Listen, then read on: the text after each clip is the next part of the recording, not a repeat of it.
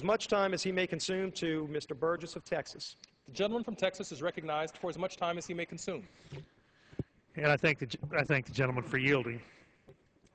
Mr. Speaker, in January 2001, the Department of Labor, the Internal Revenue Service, the Healthcare Financing Administration issued a rule in accordance with the Health Insurance Portability and Accountability Act, better known as HIPAA, of 1996 that was designed to guard against discrimination in coverage in the group health market.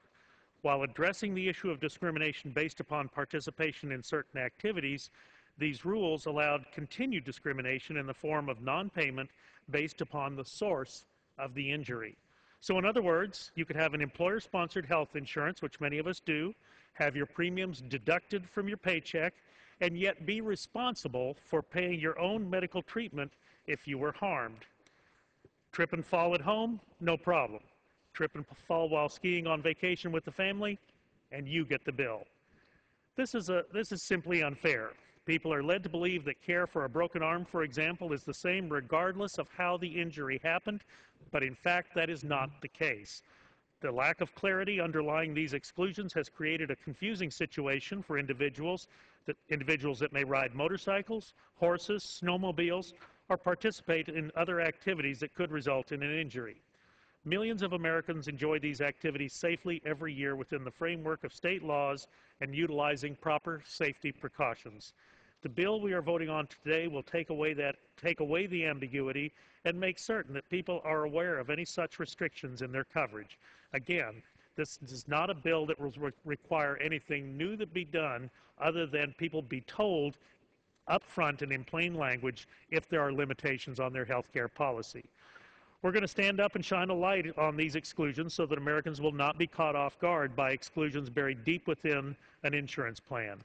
H.R. 1253, the Health Insurance Source of Injury Clarification Act, is identical to legislation passed by the House last session and will, first, require any limitations and restrictions on health plan benefits be explicit and clear. Second, require that they be disclosed to the sponsor of the group health plan in advance of the sale. And thirdly, require that the issuer, in an easy-to-understand way, provide participants and beneficiaries a description of the limitations and restrictions as soon as they enroll.